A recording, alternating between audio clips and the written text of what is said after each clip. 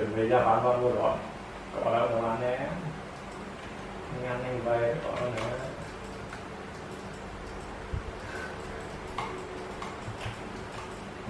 Ui má đèo hò thái ra kia quá đâu đáng chạy ra được kịp. Có thằng tái ngang nữa đèo quá tái ngang.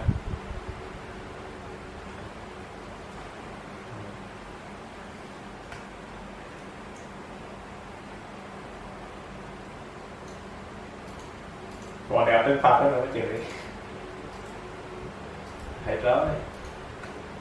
Trấn phạt của ai có chứ thôi là trấn phạt.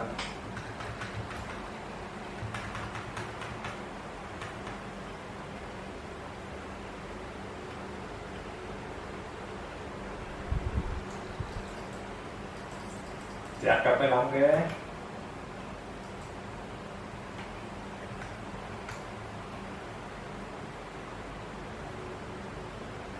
Ôi đồ này giống này thằng nào lại được cái trâu tốt thứ hai đó. Nó rén hả?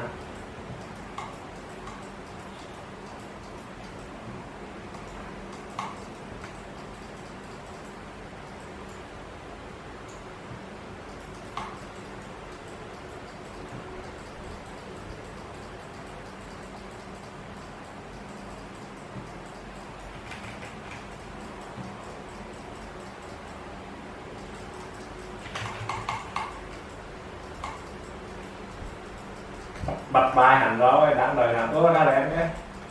Đáng đời hành rơi bay làm gì hết.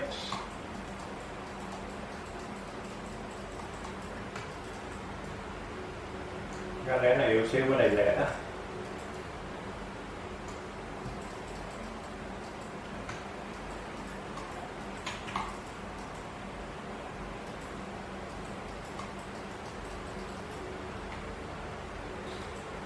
Làm là cái để ra đấy làm hướng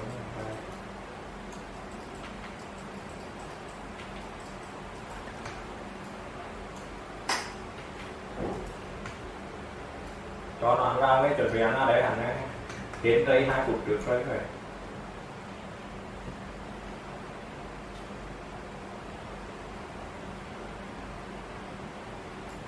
Mẹ con quá con cặp rồi mà làm lâu quá lá nhanh còn giết ra.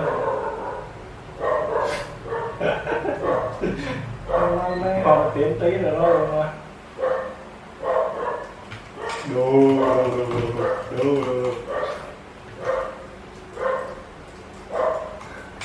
Đồ còn mắt tấm anh ơi. Dạ phải có mắt nó đâu mà đẹp thân bỏng qua rồi.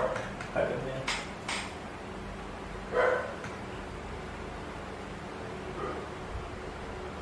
Cái này đó, cái lột kiểu cái đúng rồi đó, không cái đó, cái nhỏ này đó.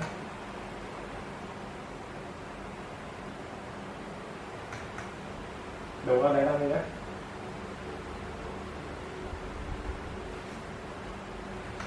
Anh cũng hâu đó đâu, hãy cài cái cáo đó. Có thiếu độc lan được thằng kia đây.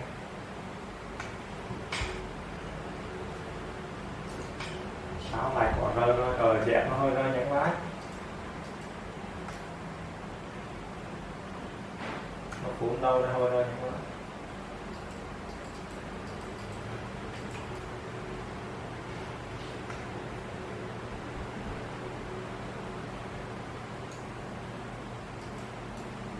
Rồi vâng dẹp đây.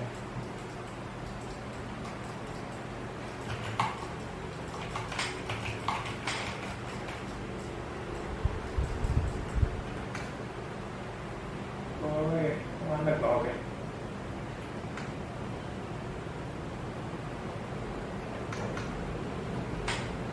Thôi để cái đập nằm đó. Nãy cho nhặt cái đập nằm.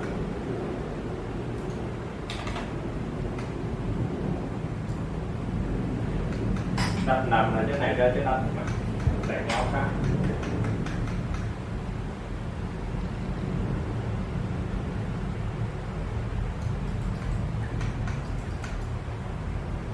Bạn ra đó.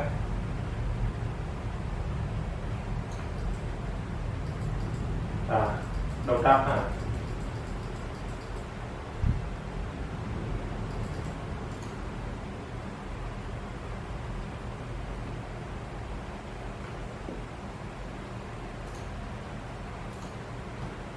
Dạ thắng á, không trâu đấy, để lấy đầy đầy lẻ rồi.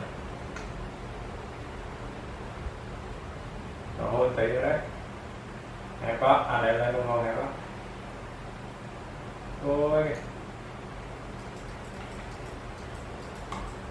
Không phải để bận đồng hồ sớm quá. Bạn bị đầu cái này cái bận luôn cái. Bạn luôn tí xong từ từ bận để bận nhanh có.